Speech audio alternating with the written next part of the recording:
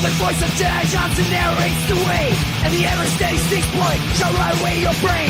Bad to the bones, Lucifer has picked up for days on days, and the great October's global feds have bad writing to slay. We are all damage of damage. We are all damage of damage. We are all damage. The qualified, we are prepared.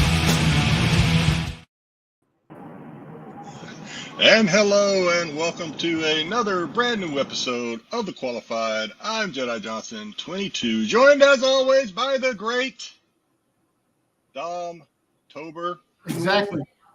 He's back, bad to the bone, Brucifer, and flying high somewhere over Philadelphia, giving traffic reports is the always steady Styx Boy 73, and as always, the architect, joesduelin. What's going on, fellas? It's been a long time. JetBlue? It's no, he's on the road. Well, it sounds like he's in a chopper, but I and the Sky Styx will be joining us on the road today. So crazy. So what's going on? Obviously, Brucifer is back. We don't know why. He says. I don't know why. Wearing that hat. Dreading it. It has an S on it. It stands for sucks everything. Oh, listen, the Buckle up, ladies and grandma gentlemen. pickle parties and pickle parks. And we're off. Tober. The man that can handle any gherkin from the east to the west coast, proven by his appearance at FCC, where he was gargling pickles for the band Cold Sore. Fucking outrageous. You laugh at your dumbass jokes, man, because you're the corniest fucking out there, man. You're a corny. I would say I lost control, but I don't know if I ever had control. I don't think Yeah, you don't have control because this guy's out of control. Control is taken. he came in hot. Oh, because you're an asshole. That's why. Party. You're an asshole. You're not a whole ass. You're an asshole. I know I'm an asshole. I'll admit that. Yeah, you are. Everyone knows I'm an asshole. Like everybody knows. So first of all, you're goddamn ruining the goddamn the channel right now. Get your ass off, man. I ruined the channel. I bring a maturity to the channel. No, you don't. Maturity. A maturity to the channel. You're a freaking goddamn cold sore, motherfucker. You can't just cycle my jokes and try to claim it as yours. Come on. Dude, no. If you thought fast on your feet, you can have it. All right, Joe. Let's just hop right into the outside looking in. I don't know. Actually, the first thing we want to bring up, and we'll be bringing it up all right. a handful of times throughout the show tonight, is tomorrow instead of SNS, Bruce and Renovision, Bruce over at Kingdom of Nerds, and us here at Renovision will be dual streaming a comics charity claim sale for our fellow channel buddy Kyle, who's fighting cancer right now. So I encourage everybody to hop over. Hey, maybe you'll claim a book. Either way, even if you just want to join us, the more people in there, the better the algorithm, the more people we might get in there. Want to raise some money for Kyle and his family as he goes through the struggle here. So, this is time where family comes together. So join us tomorrow night at 9 Eastern, the normal SNS time. So instead of SNS, you will get the Kylepalooza dual stream. Kylepalooza. Yeah. And with that, we can roll into this.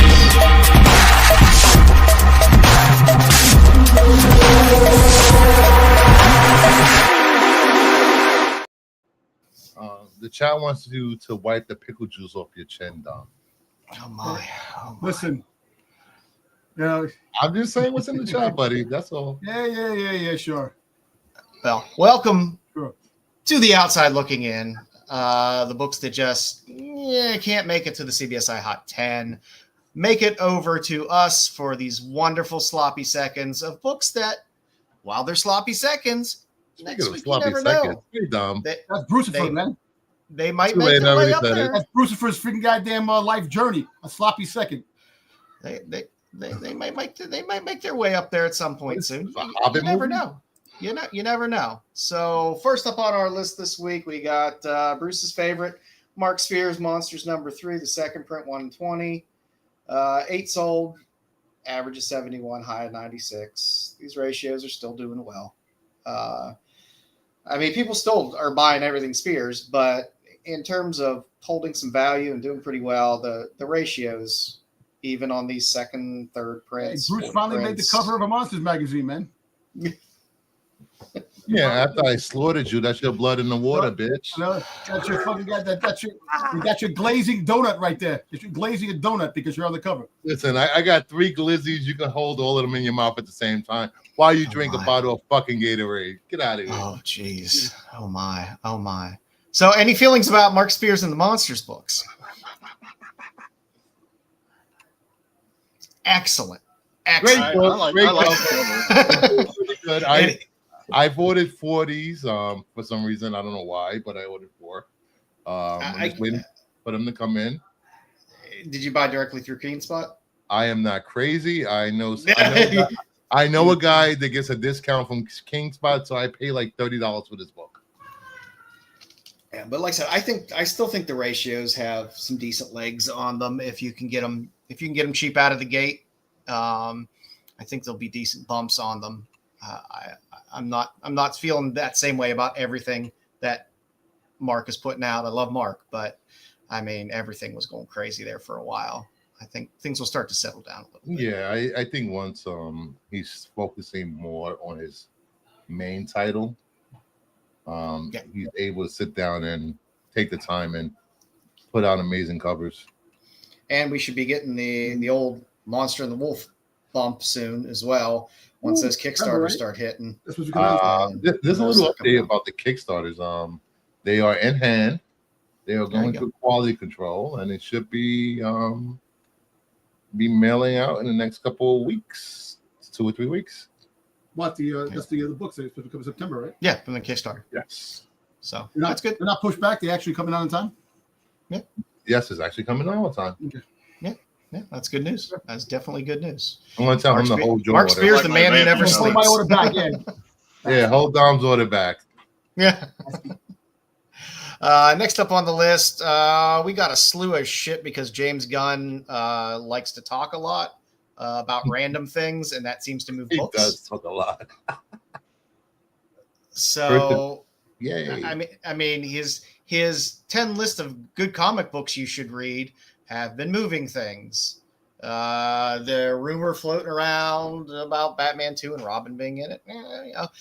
There's things, but people are starting to think Nightwing is going to make an appearance possibly at some point in the James Gunn universe. So Teen Titans 44 is moving again. 16 sold, not bad. It's a book that always moves, but it's always good. Song. Yeah, like I've been saying for the last 6 months, Dick Grayson will be the Batman in the DC universe. Listen to Bruce when he's talking about Dick. I am an expert. I can tell you all about Dick Grayson. I've been a fan of Dick Grayson since I was in the 80s. Yes. But no, it's a solid book. He's a solid character. It's not like you're specking on some C-lister. And granted, yes, it's not the first Dick Grayson in comics. It's the first Nightwing, but still, he's been Nightwing for a goddamn long time now. Yeah, Nightwing just friggin' took care of Batman's wife. So what? Freaking Catwoman didn't know. Don't listen to Dom. Yes, he doesn't read comics. Slept with freaking goddamn Catwoman. He doesn't read comics. Don't listen to Dom. I didn't know Batman. I know that? Because it just happened. Look at the books. I know. Just saying.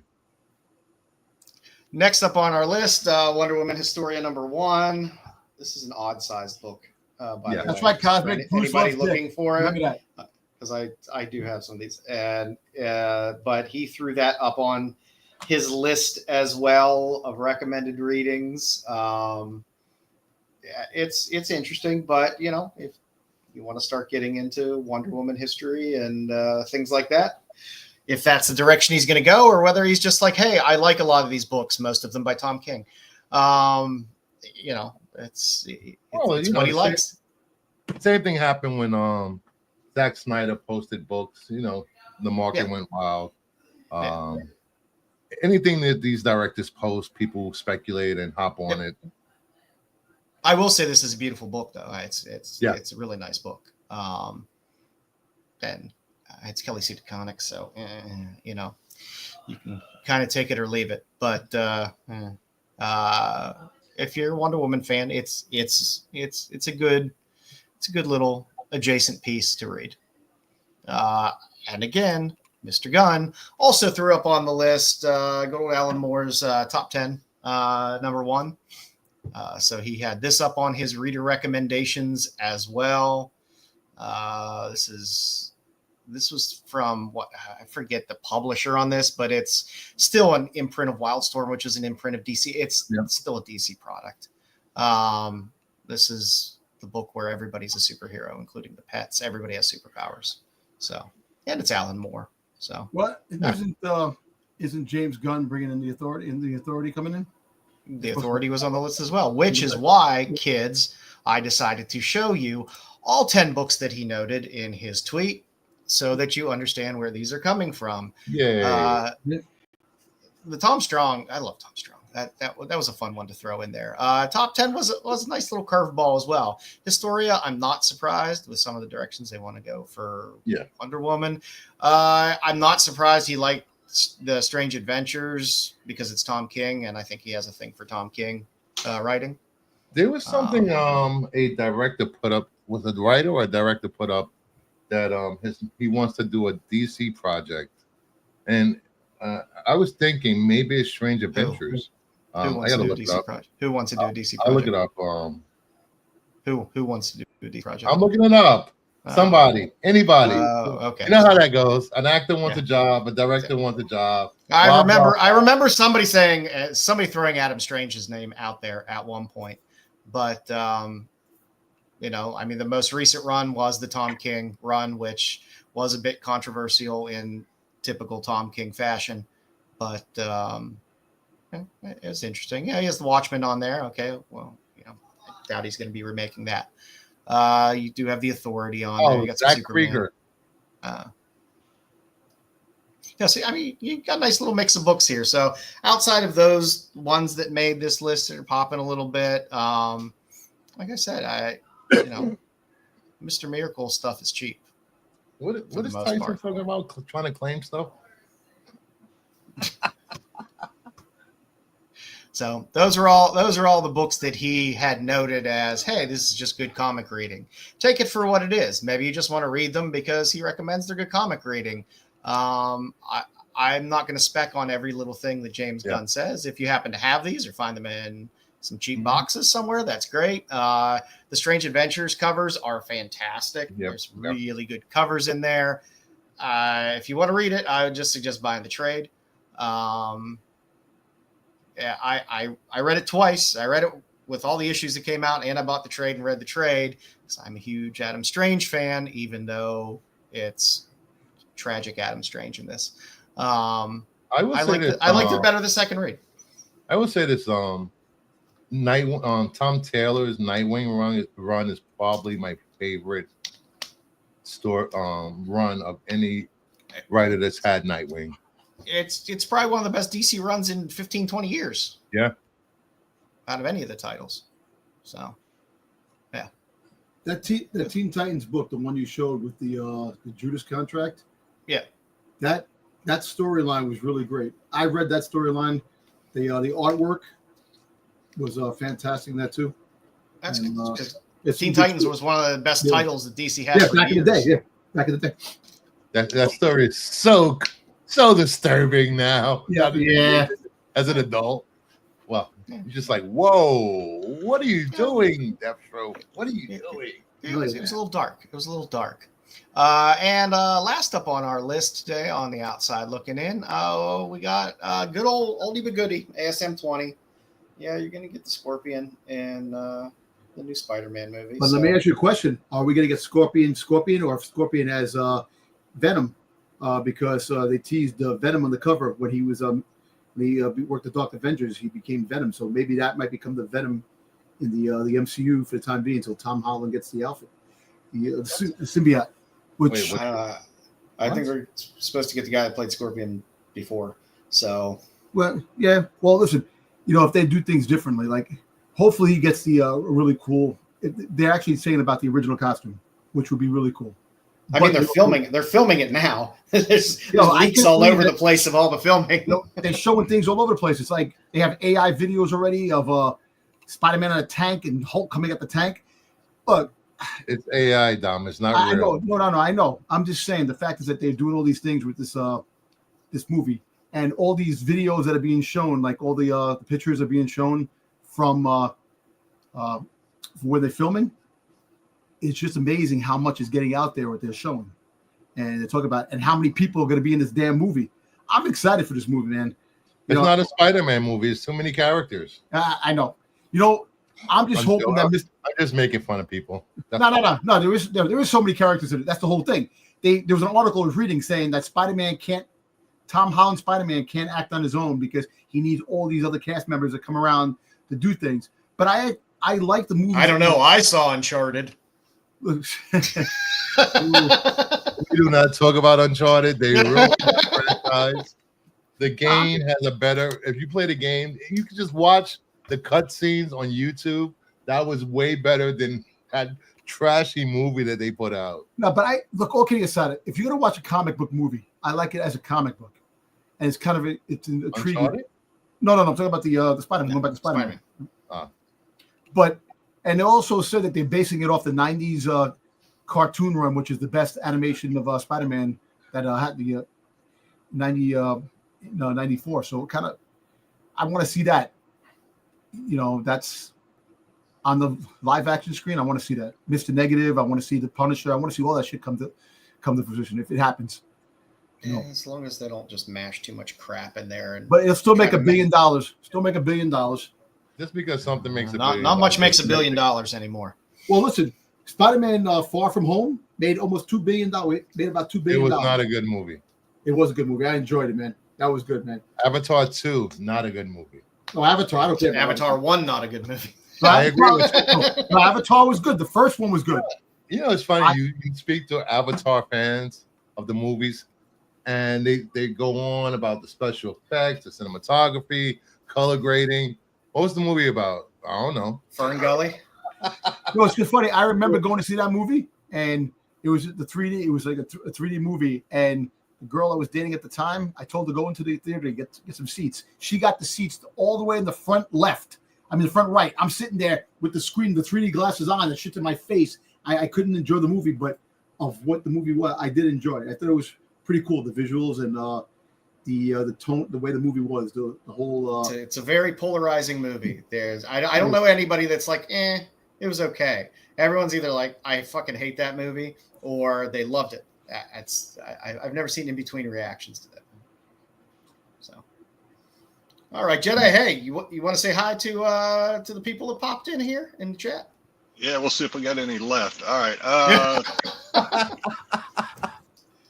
Grab a water. Hey, Terry, what's going on? The always faithful Terry Floyd. Well, hey, y'all, what's going on? Terry, Grumpy G, happy Friday, all. Happy you could join us. Grumpy, BK, greetings.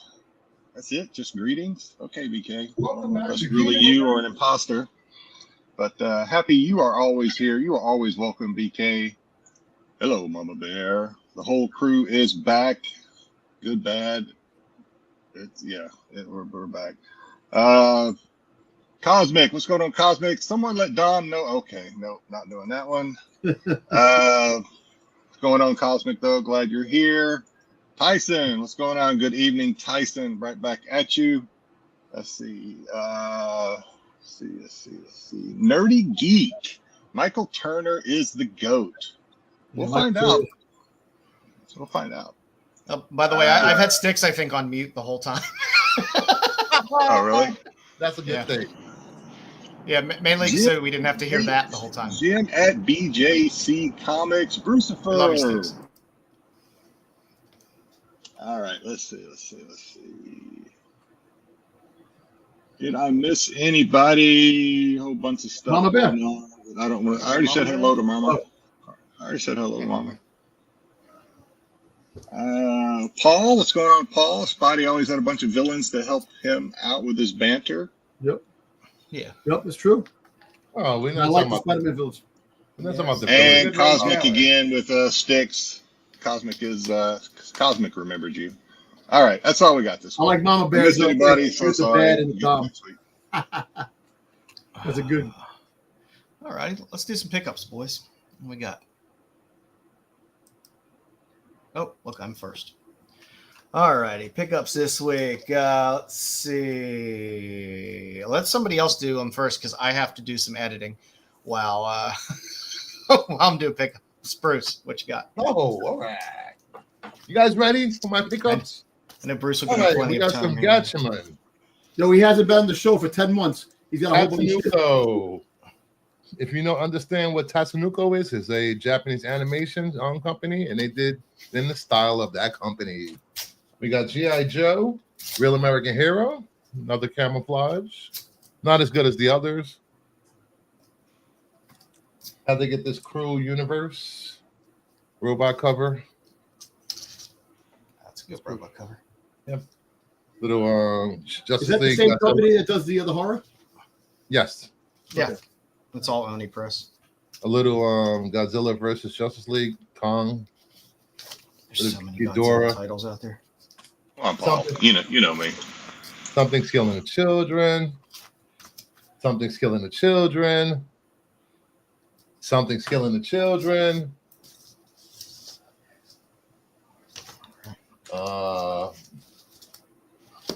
Thundercats. Mark Spears. Thundercats. Mark Spears. Oh, jeez. Vampirella. Shazotix. I don't have that See, one, we're- actually. We're spreading the love. Elias Spreading the love. Chazudis. That's Elias, right? Chazudis? Yep. Yeah. Got some Sorry, blanks. Styx dropped out on us. I think it might have been because he was muted, but I don't want to hear the road driving the whole time in the background. Got the foil Vampirella. The medals of that should be coming out in August, I hear, which is, good. I guess, why I haven't got mine yet. Yeah, they always metal's always printed someplace else and done someplace else, and So some witches. One of these will be in the claim sale tomorrow. Logan's Run. I like that brother. My brother used The to- War. oh, there you go. Yeah, that's definitely true to life right there. I'll be taking selfies and seeing the atomic bomb. I had that on our list. Some unexpected. More unexpected. Unexpected.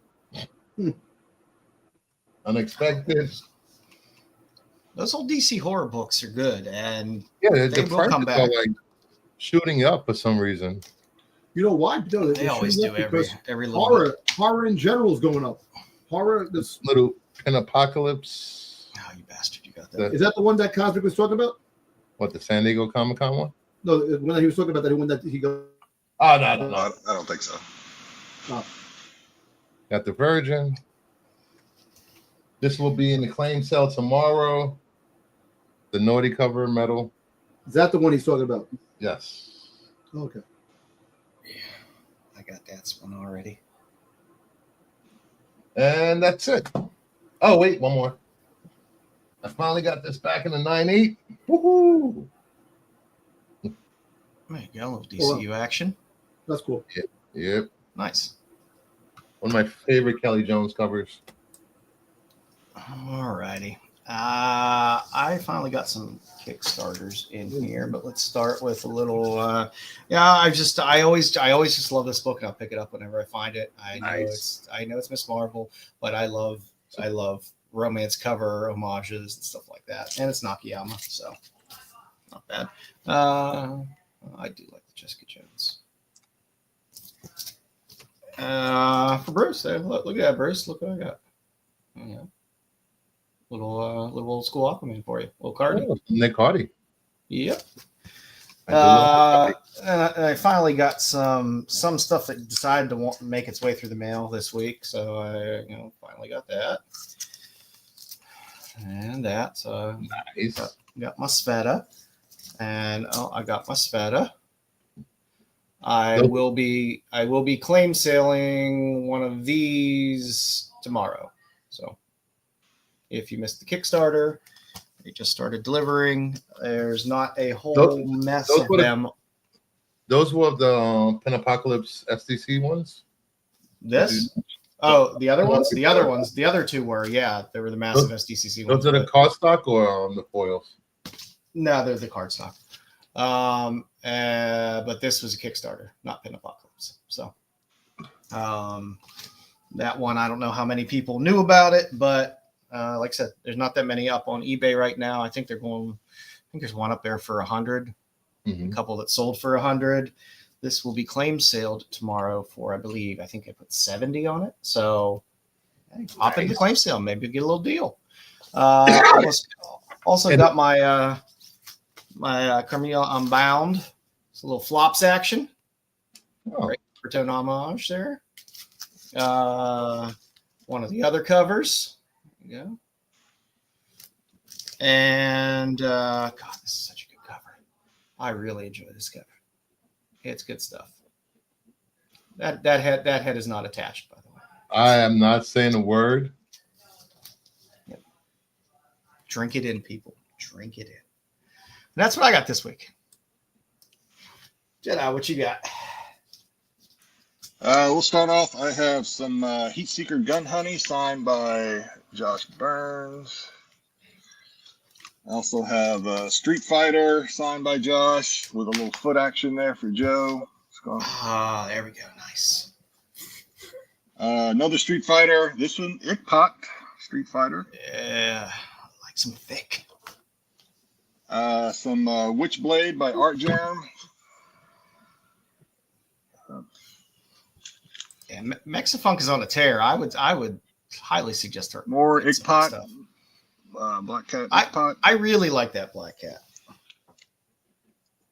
All right, we have the Jay Acleto Vampy number 4. Nice. Just came out this week.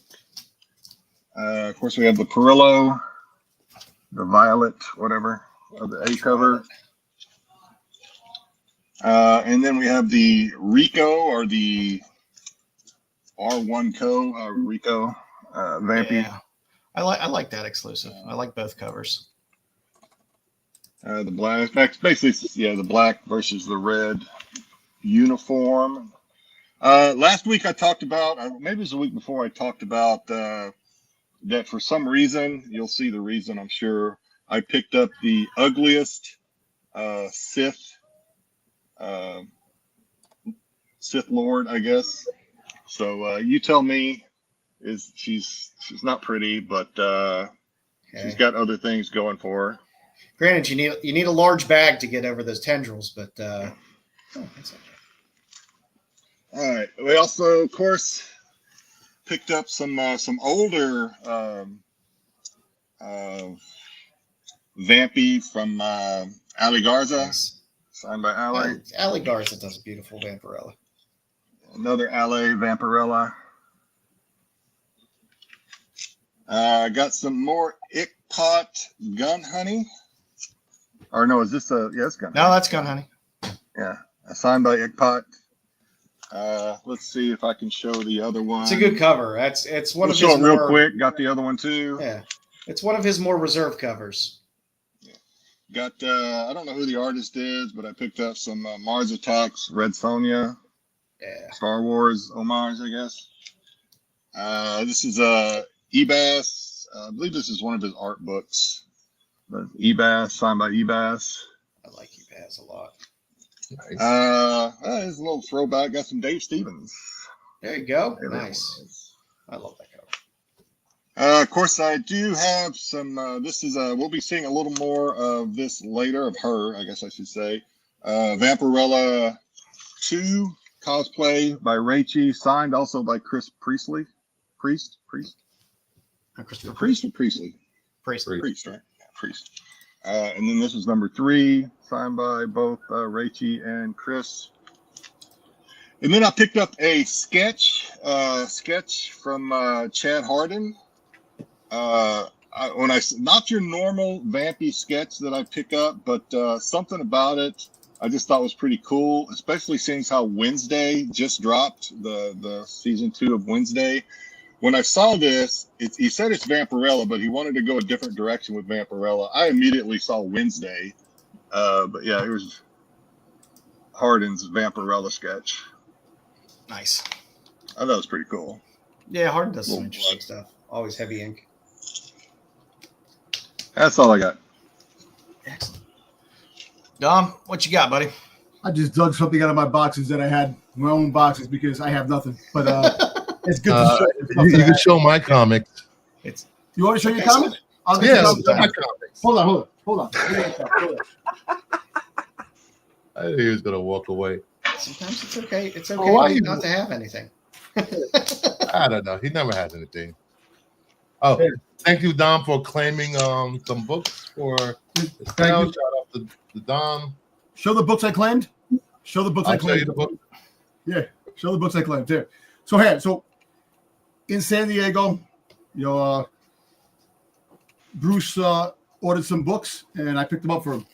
So apparently, a couple of really cool monster. Wait, let's see if he comes back. Let's see if he comes back. Hold on. I'll show the books when he comes back. I'll show him without him. Don't give him the satisfaction. Why? Right here. All right. So these are the books I picked up for Bruce. We got the one chrome cover, the regular cover of the clown. This is actually a pretty cool cover. You got this. You got the chrome and regular cover. That is pretty cool. I love that cover. Cool. I like that. Are both those Spears? Is that Spears too? Yep. There's two things I like about that cover. Yeah, you had to free order from the site, and Dom picked them up. You got that. You got was it Dr. Jekyll, right? Is this not Dr. Jekyll, right? I don't know. Looks like Svengoolie, but it's not. Cool. It does, right? Hey, you got the Phantom of the Opera. Somewhat the Phantom of the Opera. I like this cover. Now this cover is actually badass. I should have picked this shit up myself too. When I seen them, I like this. I love that cover. It's really cool. Freaking demons, I like that shit. And you got the chrome of that as well. And then last but not least, this was free. You got a free book. You got that. Bastards. I spent that much money and they give me a and from Matt, you got the KO book, you see? Oh, there you go. Nice. Yeti. Thank you, Matt. There you go. Oh, I liked you for some reason. There you go. And then here. So speaking about just books, digging out. It's an oldie but goodie that Jedi Johnson had a hand in getting this book for me. Back in the day, I paid him the money from Mike Mayhew, the sketch of Zartan. Oh, okay. Got that. I got another one of these, Dreadnoughts.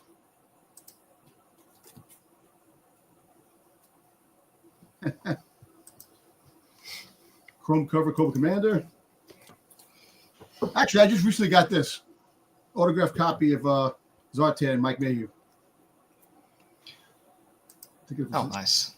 Yeah, I know. I'm missing the Pulp convention this weekend, unfortunately. Yeah, actually, Terrificon is going on too. Terrificon in Connecticut is going on. I got these autographed by the artist. In the corner right there. Right there. Who's the artist? So the artist is I think it's I can't remember the artist. I want to start opening books and have them sign on the first page like they used to when they used to sign I got books, this really not cool on the cover. Sketch cover of Hordak. Nice. And a couple of rare Zartan covers that are hard to get. G.I. Joe. I got that Cole Slither with Gem. It was a G.I. Joe convention exclusive. I like the Misfits. Their songs are better. And you got two other books. What's up, Ed? We were wondering where you were. And I got a Mecha Godzilla sketch, limited 300. Megatron cover. And you got Thundercats here. I got Thundercat cover too. Tom Box Spears, but it's freaking goddamn Mumra. I like Mumra. Pretty cool. Ed's on vacation. He still makes time Couple for of us. G.I. Joe. All right, Joe. G.I. Joe Thank you so books. much. Yeah, Yeah, Ed is like 3 hours away from me right now. Chameleon. Another G.I. Joe book, Cobra Commander cover. This was an exclusive. I like this cover. And then this was cool. They had the anniversary of the silent issue. I got the chrome cover of G.I. Joe. Pretty cool. That's about it. And Bruce, your books will be sent out. I'm going to see tomorrow by going to the post office. You're worse than Massive Publishing shipping out books. What happened? You're worse than Massive Publishing sending out their books. Yeah, I'm sorry, man. Dom got this. He claimed this. Nice. Yes. And he claimed. Someone's going to be mad. Bam! The second printing virgin cover. Joe, It's are the you Marquez mad? I'm cover, not is mad. Is that the Marquez cover? No, I'm not mad. I don't see tits on that cover. Yeah, it's the Marquez. Not losing Ainsley. I will send your books. I'll get them protected and sent out. Yeah. Come tomorrow. Hopefully- Tomorrow I'm We'll gonna get them Hopefully- sometime between the 2026, 2027 time period. Just do me a favor. Bruce, do me a favor. Just send me your address again, so I have your address. So I can. You know, you can literally go into the DM, click the top of the chat, the DM, and search for address, and it'll come up. I'll send it again because I look at your face says it. Do a thing with the thing on the pewter. Thing. The thing on the computer. All right, kids. Comic Now and Later this week. I don't know. I was in a weird kind of mood going through this week. Something's Killing the Children 43. I just had to throw it on there. It's a beautiful Suspiria cover. So That's cool. yeah, I know it's made its way out there, but it's just too pretty a cover not to have on the list. I keep talking about how much I love Joel Herrera, so I had to throw the Mercy Sparks Daddy Issues #1 on there. It's a great Joel Herrera cover. And it's That's great a Kickstarter, right? It's also open order. There's a handful of Kickstarter covers. I hate when they do I that keep because seeing it it on throws the me off all the Kickstarter time. page when I go there. Yeah, because I funded it on the Kickstarter, and I'm like, oh shit, this is going to be open order now. But there were Kickstarter exclusive covers on the Kickstarter. But again, the Herrera cover is still the best. And Flops is doing these connecting covers, these ratio connecting covers for Rick and Morty versus the Universe. I love Flops, and connecting covers are fun, and they're Flops connecting covers. So, and they're also on a book that's not heavily ordered, and it's a ratio. So have at it, kids. You're going to have a few bites at the apple because he's doing a handful of these. So That's cool. catch them all. In the future here, yeah, I threw a Superman fucking book up here. Oh, DCKO, the Ben Oliver face-off variant. That's a badass Superman cover. Why does Superman need brass knuckles? I think they're just shining. I don't even think they're brass knuckles. I think it's just his fists are just shining. Yeah. Oh, that's even But I weirder. love Ben Oliver as an artist, and I normally am not impressed by Superman covers, but I was like, that's a fucking. That actually is a pretty cool Superman cover. Yeah. Damn you, Bruce. Yeah. You got the eyes lit up a little bit there. He's ready to fuck somebody up. That's pretty fun. The Pavlovian response in me will always lean toward any type of girl on a speeder bike. Whether it's a direct homage, a loose homage, or just a girl on a speeder bike. I just like these covers. Anybody read that? Anybody reading that? Blade Runner Lotus, Black Lotus. That's issue. That's two. Oh, it's in the few. Has one come out yet? I assume. I don't think one hasn't come out yet. I don't. Oh, okay. If it has, it's just coming out. You know, when I see a girl on a speeder bike, I always think of Luke. Well, I mean, he does have a vagina, Thank so that's always a possibility. No training, vagina, and drinks blue milk. But it's a cool cover nonetheless. They're Blade Runner books. They never seem to be worth shit, but I like the cover, so I'm throwing it up there because it's my segment. I'll do whatever the fuck I want. Next up, we have Murder Podcast 2 as well. Murder Podcast has some cool covers coming out. but I really like this number 2. As we start to eke near Halloween, you're going to start to see in the previews all of the fun, horror covers and stuff like that are going to be coming out. So I like to start putting them out there early because they start to stack up and you start to forget where you saw stuff where. So, Murder Podcast number 2, just a creepy fucking cover. Bruce, I own the key to your future right here. So talk shit about Luke. Yeah. Your response is like 10 minutes late. Why do you care about Luke? Luke has never won donned a Boba Fett helmet.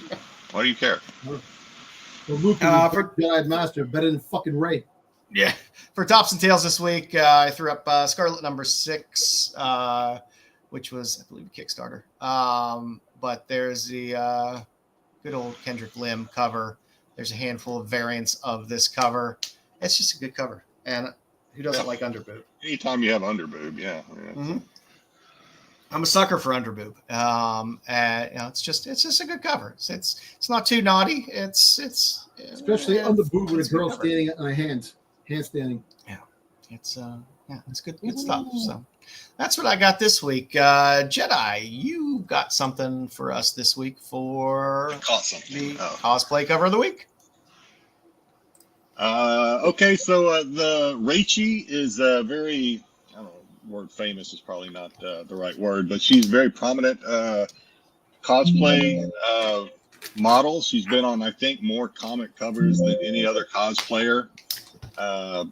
And she's on every one, at least she has been on 1 through 4 for sure. Geeks, was it Comic Community Geek or whatever, is projecting, at least on their pages, that she's also going to be on 5, 6, 7, and 8. So, yep. She is, you can see her on Whatnot a lot. She used to have her own channel, but she got banned. She got a little wild on her channel sometimes. So, but she still does, of course, she's at a lot of cons. And like I said, she's in the cosplay community. She's pretty high up there in the tier level. Yeah. So in addition to Vampy, she's done Barbarello. I threw her Betty Page up there for Joe. That's a good Betty. And she's done a lot of Red Sonja. Probably Red Sonja and Vampirella are probably the ones she's done the most of. And the Harley Quinn is probably her most recent one. I think that was RMC Comics, I think. And also, I mean, just in case you didn't know, a lot of times artists will take her poses, and I'm sure they do this with other cosplay models too. Artists will take her poses as like her muse or whatever, right? Yeah, I'm sure she probably figure models for a lot of artists. She does, yeah. I think for this one right here, for the one with Harley Quinn, Ickpot, I believe it was Ickpot, did a cover of that one as well. Those things are perfect circles, man. Those things are perfect circles. That's impressive. And at least, I mean, it's her job to be nice to everybody, but she seems like a real sweetheart. Anytime I've seen her on at cons, or at least video of her at cons and on Whatnot, she seems to be a real sweetheart too. So yeah, she definitely gets a lot of work, especially in the Dynamite circle of cosplay, which they like their cosplay covers. That they do. And next up, your favorite segment. We're back now. We got Vampirella 4 out. We have our 5-minute Vampirella update. Tried to capture a few things here. So cover-wise, as you saw, Jedi had the Perillo cover in Ultraviolet. You had, Greg Land cover there. Yeah, the Chizotis. The C cover is my favorite. I love Selena. Selena's a great artist in the C cover there, the 3rd cover. You had, of course, the cosplay with Reishi. You had a Jay and Stiletto there, which was great. And then the 2 store incentives that were exclusives that were available there. Yep. Hey, the last cover. Both. Yep. I'm sorry, the last cover right there with sitting on like the cape, with the red. Yeah. Isn't that the one that was the exclusive that had like the gold cover and the black cover too? Yeah. I know there's a gold cover. Yeah. Is there a black cover too? No. There's a gold cover. Well, where she's wearing gold with a black background, I believe, and then this cover. Yeah, And I same, just ordered that. same with the one that you yesterday. got. You have both outfits. You got the gold and the red. I think that's a. I mean, I guess we won't say the store, but that's a terrific. No, we can say the store. I don't care. We can say the store. I think it's Night of Comics or something. Yeah, I think that's their Terrificon exclusive, and then the Rico, the one before it, I believe is 6. Well, I know it's 616. Yeah, Pretty sure. but some good covers. So the story continued. They went from being very just. It was a relatively slow-moving, slow-paced, somewhat straightforward story. Yeah, that first panel looks like a hand is grabbing her the way she's coming into the room. Yeah, the hand. It switched up to us jumping all over the place in this one. You start off back in time where we get a child Vampirella, which is it's kind of cool to see. See what she looked like as a kid. It's kind of weird. But she's basically getting she's being sold basically or traded for a favor to this not psychic, but I guess he has psychic powers or something. This blind guy, so that he will interpret by her mother. By her mother. Yeah, being traded by her mother, so that this blind mystic guy will decipher some mystic book or something, some magical book of spells or something like that. But I mean, really the sole purpose of that scene, I think, was just to kind of let us know that there's a lot of bad history between Vampirella and her mother Lilith, right? Is it Lilith, I think? Yeah. I mean, she's kind of a copy of Lilith's first true daughter, Draculina. So she doesn't really have any respect for Vampy. So you kind of see her kind of get sold off there, and then all of a sudden we're thrust forward in time, not all the way to the future, not all the way to the present where we are with some of the story, but somewhere in between. So between Vampirella completely losing it and Vampirella kind of taking over the world, you kind of see events that lead up to that, and you get to see her fuck up her mother, as well as the whole Sacred Six. She pretty much. One of the questions I was going to ask is because, in my impression of reading it, and as Joe and I were chatting about it, I actually had to read it twice because it was a little. This one was a little bit of a different, just tempo and a little more heavy, I guess, but. Did she kill them? Did she kill the six? I mean, it sure looked like it. It sure looked like it. I mean, the only one that she didn't, I guess, kill was her mother, because we see her at the end. But she does a job on them pretty seriously. And then you think maybe she kills her mother, but. She takes that book right out the guts. Yeah, she pulls the book out. I was like, okay.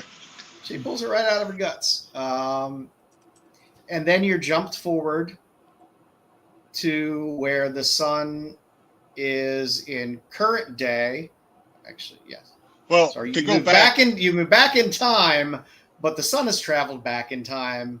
Well, before you go there, Joe, if you go back to where she's fighting the Six was trying, or at least the mother, and she kind of recruited the Six, maybe even lied to them in the process. They're trying to take her son from her. Yes. Is why she went all ape shit and just slaughtered them. Yeah. Yep. And they gave him blood because he knocked off the first of the Sacred Six. Yeah. He killed Panther, which I was like, what? No. Yeah. It was a cool Panther scene. I love seeing Panther, but I felt bad when she got shot in the fucking head.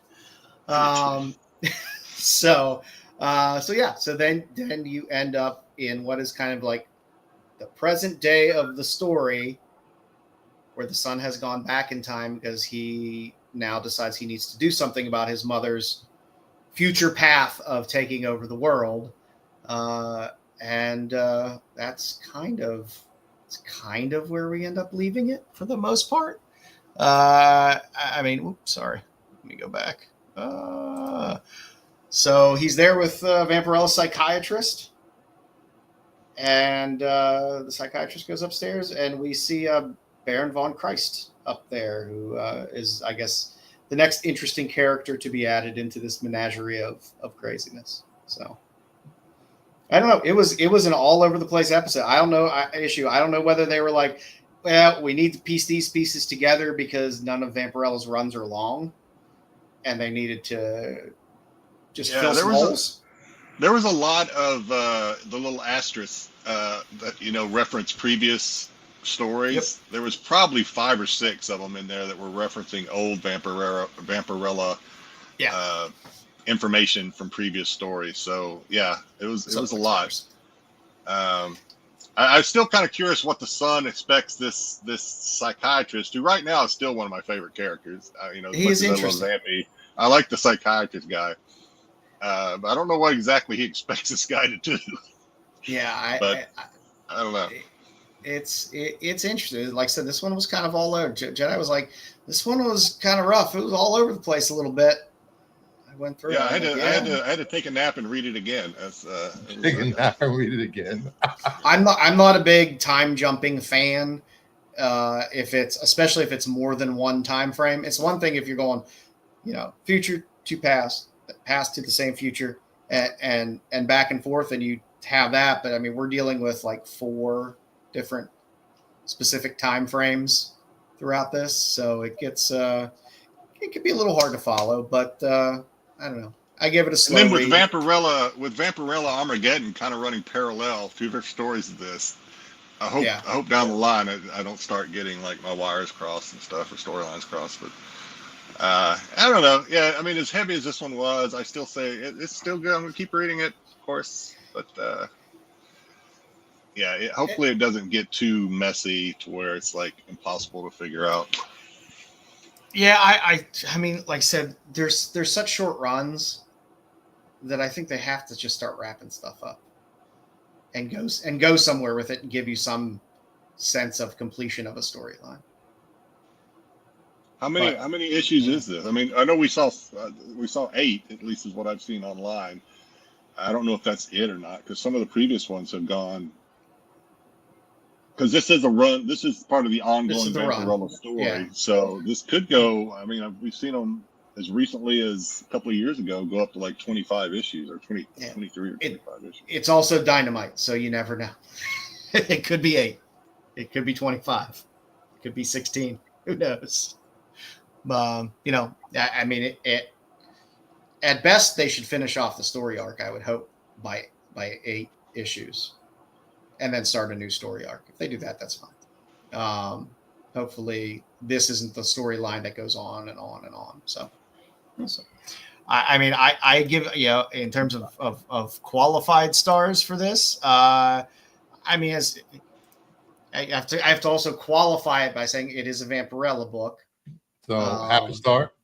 No, it's like I said, Jedi and I read these books because a lot of people never open them, and they wonder what the fuck is in a Vampirella book. I buy titty covers, and so Jedi and I like to read through them and see if there is quality stuff in there. Because I mean, can I ask a lot of titty books don't have quality, but there is story and stuff through here. Priest is not like some chump off the street cranking out a story. Oh, yeah, he's done a lot of Vampirella. He has, but he's also done a lot of major title stuff as well. So, yeah. What's your question, Bruce? Don, what do you think about the book that you read? The book. Oh, Dom didn't. Okay. We don't expect Dom to read this. Okay. I'm not reading Vampirella, man. Come on. I mean, if I have to put this out of like 5 stars, it's a solid 3 for me. I like it's including a lot of fun other characters that I like as well that are popping. I got to see Panther. I like the last issue better just because we got to see Vampirella lose her shit in an airport. Yes. I like that better. But that was fun. This was I'll give this a 3. I actually didn't know the story. I did just covers. And that's why we do these segments, so that people That's why we do understand this. that. That's why we sometimes- do this. That's why we do Gun Honey, Heat Yeah. Seeker. That's why we do this. I read the first issue, maybe the second issue of Vampirella, and I can say I like the first issue, so I'll give it tits up. There you go. That's what I'll give it, tits up. That's how I like No, 2 headlights on. What? It's decent. I mean, and the art, Headlights Tits on. up. The hood. Tits up. Headlights. Get out of here. it. good I like to biz give the or three whatever. punches. The interior art's good.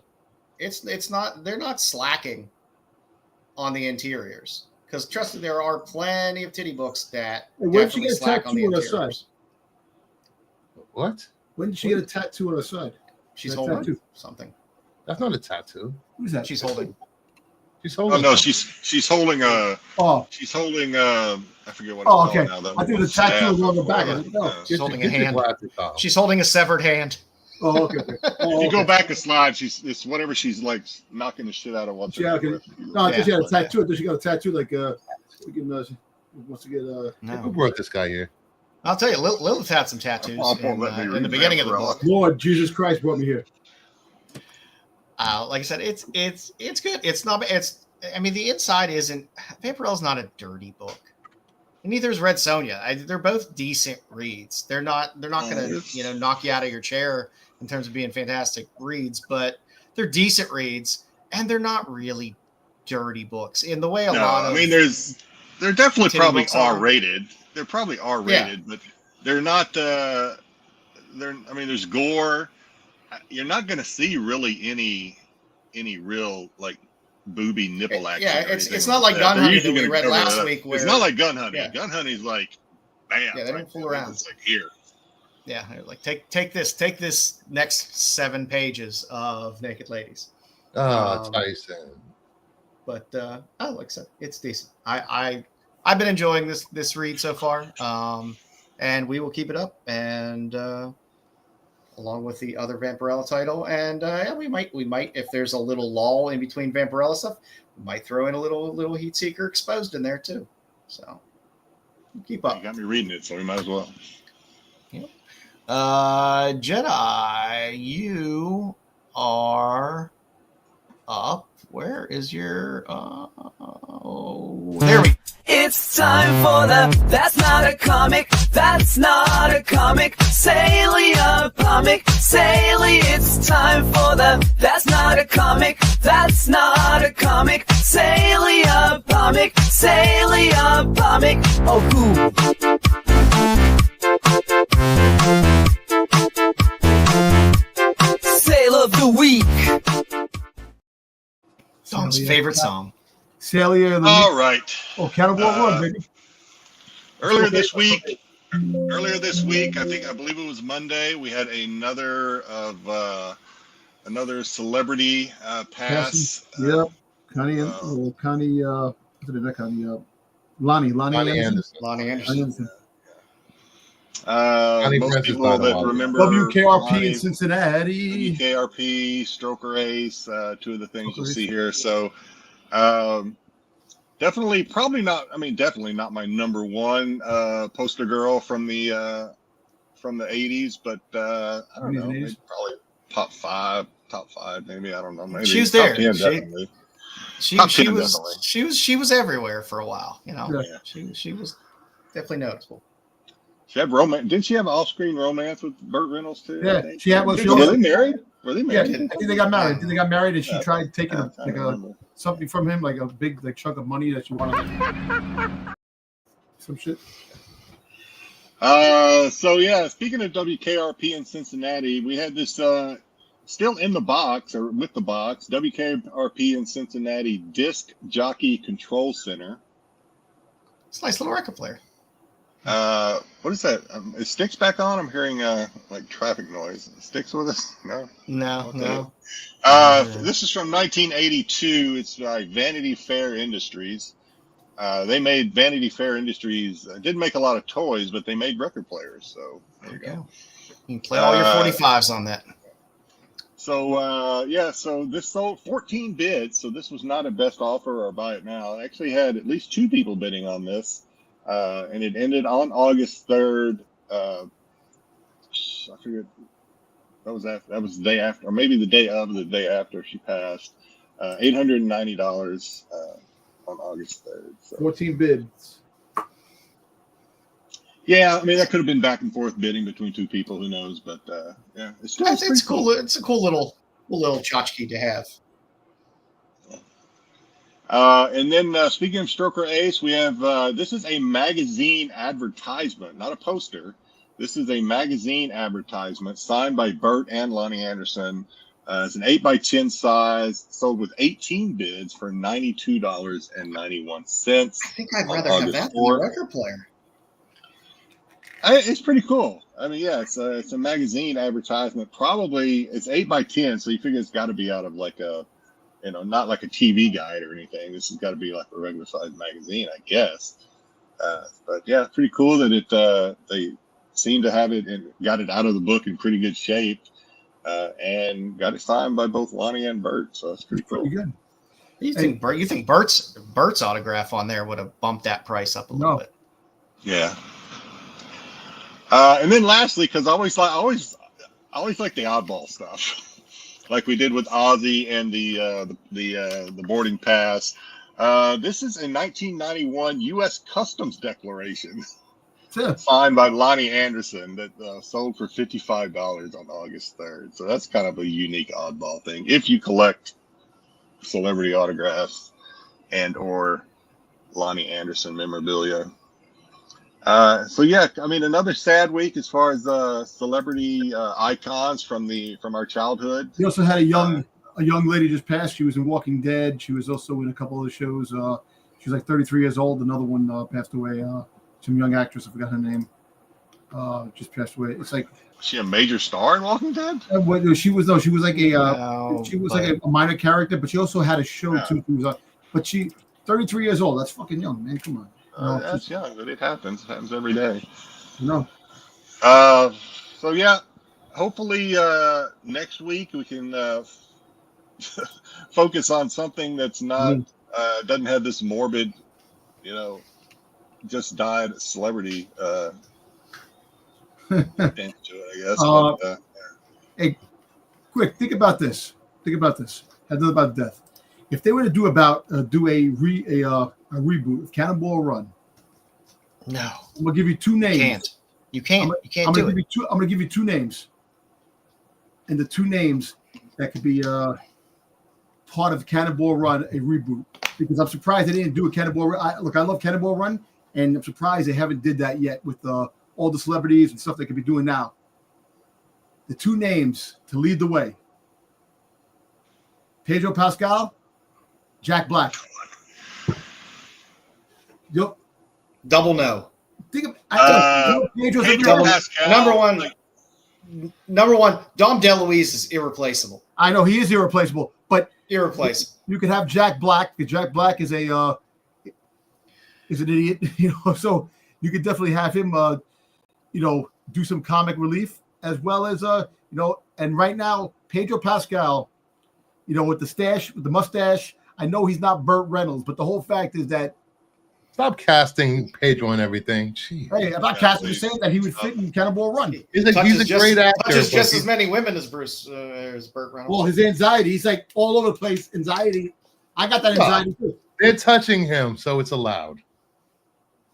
By the way, since Don brought up Jack Black, I found out just by scrolling through IG, and I found an old Jimmy Fallon, not old, but I found a Jimmy Fallon interview with Jack Black. And I did not know this, that his first job in the industry was as a little boy on the Atari 2600 Pitfall. Yeah. Oh, yeah. Yes. I did not know that. He was in that commercial. Yeah. Hey, he was also in that Rollerblade movie in the 90s as well. Hey, Terry, Eli Wallach. Awful. I used to work in the building where Eli Wallach lived. I met Eli Wallach many times. So yeah, I'm kind of leave Cannonball Run alone. Leave Smokey and the Bandit alone. Hey, come on, Paul. Don't lose freaking respect for me. Come on, I'm just saying. Pedro Pascal and freaking goddamn Jack Black would definitely. Certain things need to be just left alone. We don't need reboots of everything. We don't need every once in a while. Sure, it's kind of fun, but Me personally, I hate reboots. I'm just saying, they did a reboot. don't. Have those two guys. You want the reboot? Freaking New Hope. Get out of here with that. No, I didn't. Are you freaking kidding me? I heard you say that twice. No, you've never You heard said me say that. recast Han, Luke, and Listen, Leia. stop pulling those pickles out your ass, son. You never heard me saying that. All right, wrap it When up. Well, we're not doing this again. God I'll damn it. respect All that. right. We will not be having a game with Styx tonight because he's too busy doing traffic reports from some chopper over Pennsylvania. So we will have no Styx trivia tonight. He's stuffing his face with a hoagie. But we will have 50 awesome Michael Turner covers. He said he was in hot traffic, whatever that means. Hot traffic. His Yeah, AC right here. broke. He's driving in He's underwear. I can't get to it. Hang on. Well, listen, he has no There goes, AC in his hot traffic. I don't in his know. toy room. He has no AC, which makes no sense. You should have AC in your toy room to keep the collectibles at a cool friggin' degree, because you have to keep it cool. Things melt. Yes. I argue mean, I that. guess it helps that he's in upstate New York, so it's not as bad. But still gets hot. Still gets hot. AC is Might as well get a dehumidifier in there as well. exactly. Nobody likes humidity. All right, so I'm doing 50 awesome Michael Turner covers tonight. These are not all the ones that you might expect to see. These are not the most expensive ones that are out there. Michael Turner's had 500 plus covers. I decided to challenge myself to just find 50 that I liked to put up, which is very difficult because it's hard to narrow things down. I hope you have the So- Supergirl covers that he did. I'm not. I have 50 covers out of 500 plus covers. That's very limiting. One has to narrowly look at things. So You know, there has to be the Supergirl covers that were great. And he did. he had a That's it. lot of great stuff. And I'll slowly kind of work my way through his career, starting at the earliest stuff and kind of. I have that cover. So the Ballistic was one of his earliest covers. And Cool cover. again, you got to remember Turner was putting these covers out mid-90s. So you're getting mid-90s art style, which was popular at the time. Turner was great, but I don't know. I look at these and it brings me back to when I was collecting, in my youth as well. Just the art style, the way a lot of the women were drawn, but he kept a lot of that same style going forward. His style is definitely unique. When you see a Turner cover, you normally know it's a Turner cover, which is always a nice thing. He did a ton of work on Witchblade as well. He has a ton of great Witchblade covers. This is one of the earlier Witchblade covers. It's just a solid cover there. His line work was phenomenal as well, which is why if you find, because he has plenty of sketch covers out there, Turner sketch covers are awesome. I like them a lot better sometimes than a lot of the inked stuff that he has, because his sketch work was beautiful. And outside of just drawing women, he could draw animals, dragons, all kinds of stuff exceptionally well and extremely detailed. So Thank you, Paul. Good. I appreciate that. Definitely. good Witchblade cover. A nice little the Wolverine Witchblade crossover. Little fun Wolverine cover in there. Again, I can never go wrong with most of his Witchblade covers. The Darkness cover, I think you all knew that was getting thrown in there. Oh, yeah, definitely. Out of this 50, regardless. It's a winner. His Fathom work was great. There's so many Fathom covers to choose from that are all great. I peppered them through here a little bit of some fun ones. The Witchblade and Tomb Raider crossover was great. He has a lot of good covers there, but I chose the one where they were wearing the least amount of clothes. Of course you did. Of course I did. I have standards. Tales of the Witchblade. There's a He did some reputation up on Right. He just did some cool covers. Like I said, Tales of the Witchblade was cool. Like I said, all of his Fathom covers are a lot of fun. There's a Dynamic Forces. There's actually a gold variant of this dynamic forces, but You had a lot of little piggies in these covers you picked too. maybe it was subconscious. I don't know. Maybe. The gold cover on the dynamic forces one, I don't think is as good because the whole picture is gold tone. This actually looks better. This dynamic forces one. Again, they did a series of the Black White Witchblade from Top Cow, which have a lot of really cool sketch covers as well. Like I said, his sketch work is phenomenal. I love him, Silvestri. They're just, their sketch work is beautiful when you see their sketch work. Those are sucking toes. I love the black and white sketch there of the Fathom. It's a beautiful cover in color, but the black and white is just gorgeous. Fathom also had a handful of swimsuit issues as well, with a lot of great talent in there, putting stuff in there. But Turner covers are the best for those. Again, you had a special Wizard edition of Fathom. You had a 2002 Pittsburgh convention exclusive for Fathom. What is the story of Fathom? Have you read it? I mean, since we were talking earlier about the stories after the stories with the candy. Have we read it? Any of it? You know what? I have some of the original series before Turner of the character that I picked up in dollar boxes and kind of thumbed through, but I've never actually gone straight through and read Fathom. Oh boy. But just think, it's Aquaman with tits. The Titan cover. That's kind of what I got out of so far from looking at the covers. I try to throw in a little something for everybody. The Battle of the Planets. I threw this in here for Styx, but he's somewhere circling, whatever. Nebula.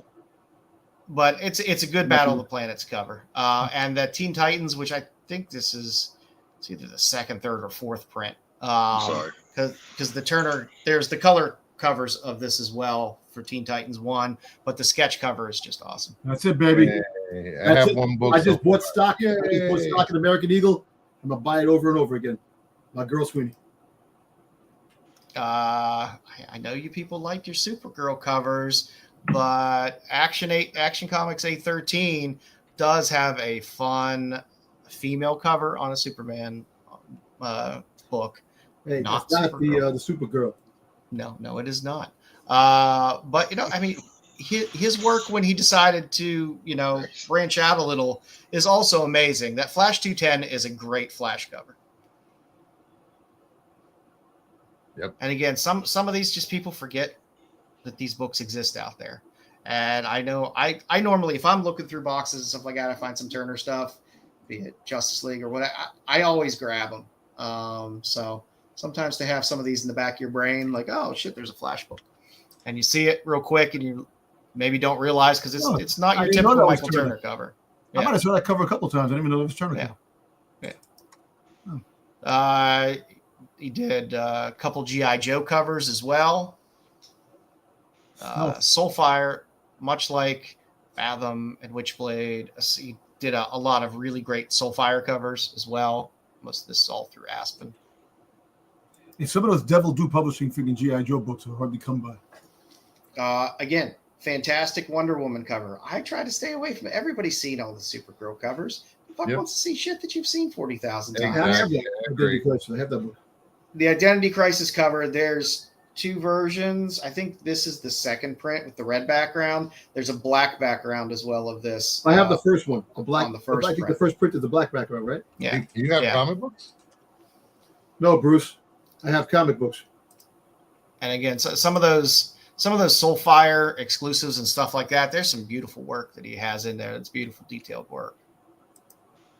I did some Red Sonja as well. That's a badass snake cover. Wish it wasn't covering the feet, but what are you going to do? You can't win them all. His dragon work is really cool too. Anytime he has a cover with dragons on it, they're normally pretty badass and detailed. Didn't Red Sonja wear boots or something though? No, maybe she's hot. Maybe she decided to take them off. You never know.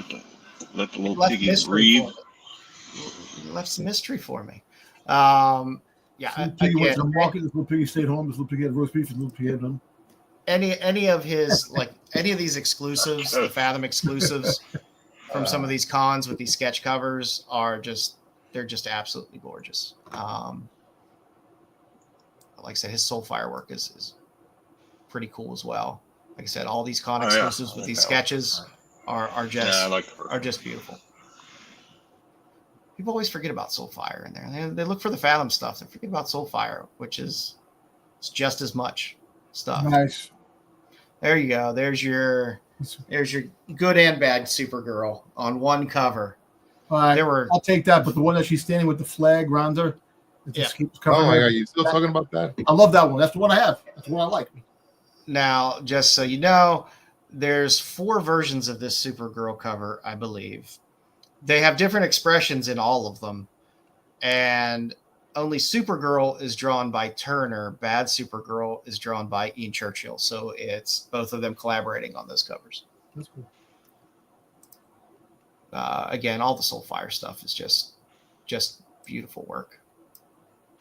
One of my favorites. I love the Miss Marvel sketch cover. It's a book I've owned multiple times, and then once I got it back in my possession, it's not leaving my collection. The color cover is nice, but if you actually in hand, the Miss Marvel sketch cover by Turner is fantastic. He did 2 Battlestar Galactica covers, one that looks like this and one that's a full body. But on the Zero, you get the close up. Again, like his dragon work is crazy, or monster work is crazy.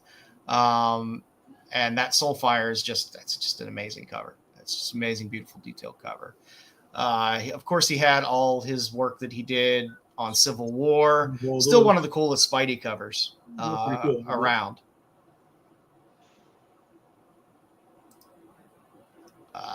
Also, again, one of the better Storm covers you'll find. There's not a ton of Storm covers that are just Storm, and this Turner is a damn good cover. Like the feet. Black Panther. The feet. That's why he likes it. I just noticed he's barefoot. Okay. Yeah, I have this cover too. Any of the VIP exclusives that you can come across that are like this, that are kind of like partial sketch covers, are really cool. Don't text and drive, Styx. Yeah. He's in a helicopter. It's okay. Don't worry. Shrugged, which is just kind of one of those one-off covers.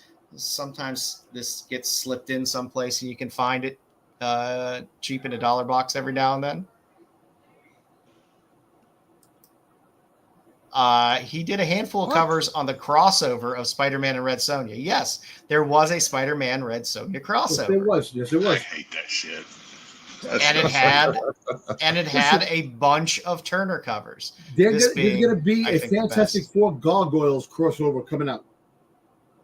So, I mean, this was a while ago. I mean, this is one of those crossover where you have the Major Label and Dynamite crossing over, which you don't see those too often with Dynamite characters, at least. There's a cool Silver Surfer friggin' Black Panther cover. Yeah, the sketch cover is fantastic. Yeah. The color cover that he did for that is nice, but the sketch cover is just badass. Silver Surfer just looks cool as shit in sketch. Everybody always goes for the wooden nickel nipple Hulk 1 cover. But you know what? There is a Turner cover out there of it, which is a far better cover. Yep. I have that and the Wolverine. I have that. Yeah, and the Old Man Logan, the sketch cover is great. I mean, you could just the detail you see in that horse in the sketch. The guy was just great. Definitely gone way too soon. Again, the Soulfire stuff toward the end of his career was still phenomenal. He never really lost his edge in terms of what he could do. There you go, your Vampirella. You got 3 versions of that Vampirella. You got Virgin, Trade Dress, and a black and white sketch. as well. There's more cover too. I did not know that he did that cover. I actually do not like that cover. I don't like her floating like she's like some sort of like floating. It's a weird kind of negative apparition. space-ish weird thing. Yeah, the sketch is nice. I do like the sketch as well. Reminds and me then of of course that floating teenager from Saga. Yeah, I never got those covers. There's like 3 versions. There's like 3 versions that Darth Maul cover too. yeah, there's at least I have those. at least this in the Actually, black and in the sketch. I have the set. Yeah, there's this and the sketch. I have both Yeah. of them. I think I have 2 copies of it actually. It's still, I think, is the I'll take one off your definitive- hands, Jedi. It is the definitive best Darth Maul cover. Yeah, it's pretty cool. Yeah. And he did a beautiful Poison Ivy. Like I said, he did a lot of great DC work through DC as well. And I love that Wonder Woman. That's just a good Wonder Woman cover. And that will be our 50 covers. I cheated 51 because I threw one on the thank you page. So you're getting 51 Hey, covers because I can't pass up that boob window. hey, there's your Marvel. Was Marvel girl? Power Girl. Power Girl. Not Marvel Girl. I mean Power Girl. Sydney Yep. Sweeney, right there.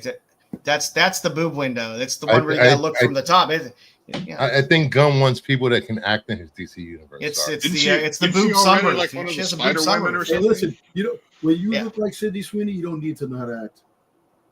You really said that? Okay. So I'm hoping that you guys all saw a handful of. She's not bad of actress, but she's nice to look at. So What have you watched her in? Euphoria. And I've and seen then, I think every we saw a little movie bit of the other and comedy show she's been in. She was we in saw- White Lotus. I thought she was pretty good as far as acting like an obnoxious teenager. I thought Yeah. she was pretty good in White Lotus. She was in that most recent made-for-streaming movie with Julianne Moore, where she was just an insufferable twat, and she was supposed to be. But it was a hard movie to watch, where it's like, I don't like you, but I like you. I don't like you. I like it. It was very difficult. He kept putting his hands up. You see, Joker. try watching the one where she plays a nun. The horror Oh, movie. I've seen that. I've seen that as well.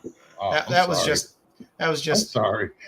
mediocre, passable horror. Wasn't she in like a romantic comedy like Love Overboard or something like that? I forget the name. Yes, with Glenn. What's his Anyone name? but you. I haven't watched Yeah. it, but It was actually, he was the best thing in the Yeah. movie. Glenn Powell was the best part of that movie. He basically don't- was the only one acting in that movie. Yeah. But there you go. So like I said, hopefully maybe you saw some covers in there that you didn't see before. am I up if next, you're Joe, a or Turner fan. Yeah, Am I I up do. next? I do believe you are. I'm gonna. all right, hang on, give me a quick second. Then I didn't know if we were gonna do this or the other thing first. So let me.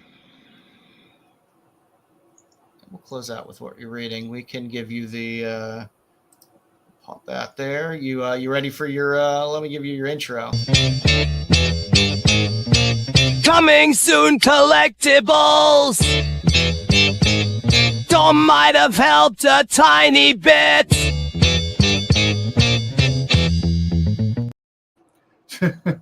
Another week where Dom didn't even help a tiny Hey, bit. help this one. Hey, listen, before you start, Jedi, did you get the Star Killer Funko Pop that went up 750 pieces? It's selling for $600 online now. I did not get that, and let me tell you why. I'm glad you said it like that, because one of the things I was going to say going into this segment is you're not going to see that kind of stuff when I build this slide deck. You're not going to see it. You're not going to. I mean, very rarely, unless you send me something specifically. The kind of stuff you're going to get when I build this stuff is the oddball stuff that you're not going to see. It's not going to be 9 times out of 10. It's not going to be Marvel. It's not going to be DC. It's going to be, it's going to be horror or some sort of action adventure type stuff. So, Hot Toys just dropped the Killing Joker. That shit looks badass. If I was a saw Joker it, fan, but it didn't make it. I Nope, saw didn't make it. that though. Didn't make there you go. I'm just saying, a lot of All stuff. right. Like that. We're going to have several slides. This is a lot shorter than it has been in previous weeks, but we're going to have several slides on one. Well, it's more than one though. So let's just get to it. Texas Chainsaw Massacre action figures, 5-inch action figures. I like the various leather faces. That's nice. We have Leatherface, chainsaw slinging Leatherface. Oh, please tell me there's Grandpa. We have, this is by Trick or Treat Studios, by the way. This is from the all these are from the 1974 Texas Chainsaw Massacre. We have Razor Slicing Hitchhiker. That's a great sculpt on the face. We have Barbecue Slaughter Cook. The face sculpts are fantastic on these. Oh, yeah. I like the face sculpt. And then we have Dance of Death Leatherface. He's dancing in the road. Yeah. So to go along with these action figures, when, not if, but when you buy these things, we have the dining room table dioramas that comes with 2 action figures of its own. Comes with Grandpa, and it comes with whoever that poor lady is. Man, those face sculpts are fantastic. I like that they put some expression into those face sculpts. Yeah, so this comes with the dining room table scene, and I think it comes with a backdrop too. All right, moving on from that though, we have Pennywise. Welcome to Derry. This is from McFarlane, gold label. This is the welcome, like I said, welcome to Derry 6-inch posable figure. Limited to 5,500. Does come with a certificate of authenticity. Probably a facsimile signature there from Todd, but nonetheless, that does come with a he auto penned it. This show is going to be so good. So good. Hopefully. And we also have the Pennywise flashback, basically the same. The hair is different, actually, where he's in more of a gold costume thing. Again, this one's actually limited to 100 less than 5,400. Or the Ronald McDonald look. Okay. The hair is different. If you look at the hair on this one in the close-up, and then this one, you'll see it is different hair. So I don't know if he's wearing. He's got a perm in the other hair. I'm guessing the original is supposed to be him dressed as the clown in the past, whereas I guess the other one is him demon clown. I don't know if I know I watched the remake. I watched the original, and then I watched the remake number 1. I don't know if I ever watched part 2 or not. You watched it with Tim Curry when Tim Curry was it. Yes. All right. Well, it wouldn't be horror without the master of horror. We have a Vincent Price action figure. What? Why? Why not? That's fantastic. No. Somewhere Styx is smiling right now. Styx is smiling somewhere in the air looking down at traffic. I can't remember the toy company that's making this, though. Ultimate, I don't know what. No, NECA.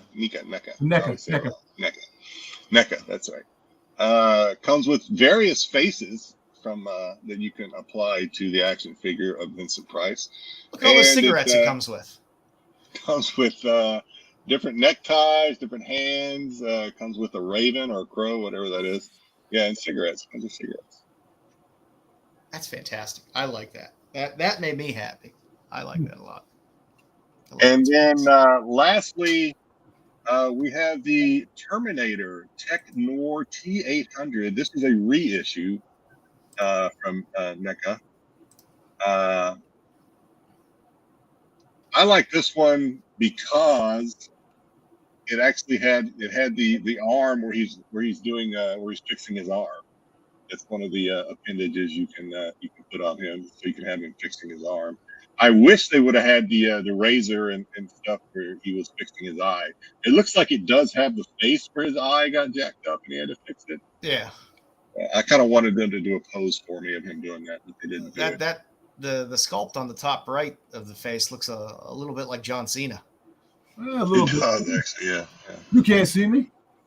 Yeah. The one they have in the bottom though actually looks. It looks okay. Good. Yeah, but the one that the close up is a little John Cena-ish. And like I said, it's a short week, so that's it for collectibles. All righty. We have one last segment here. I didn't get anything from anybody except for Jedi. So Jedi and I are going to talk about what we read. Feel free, anyone else, Bruce, Dom, to talk about what you might be reading as well. Dom, did you read anything this week? Anything? Oh, sorry. Nope. Hey, it's okay. Sometimes we can't read. Hey, Sometimes some we're people busy. work. I get Some it. people work. Some people are working. And Jedi and Joe both work. But your slide is going to be there just in case. I'm talking about you and your lazy ass in your home. That's what I'm talking about.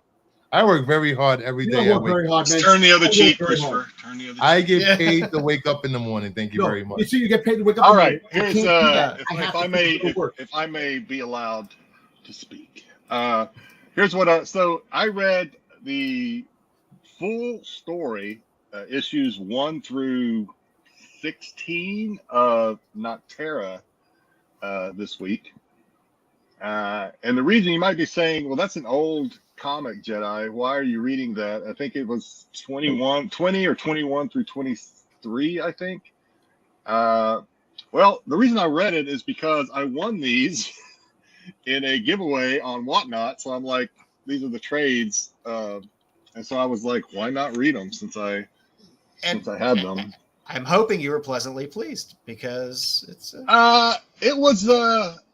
So I'll say it was well balanced as far as the wording. So as you guys know, I don't like to read a lot of words, but this one did have some pages that, maybe not quite Neil Gaiman-ish, Neil, that guy, Sandman, but it kind of balanced out with a lot of no reading action pages too. But there were some pretty heavy reading pages in this as well.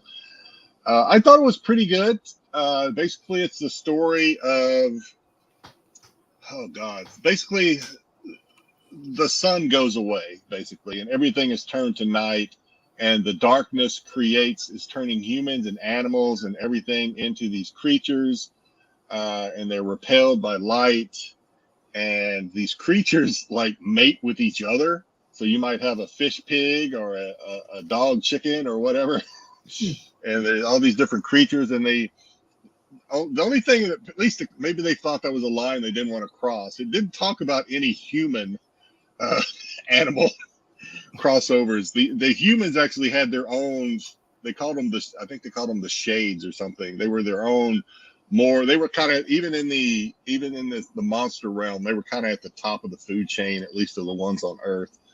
But anyway, that's basically the search.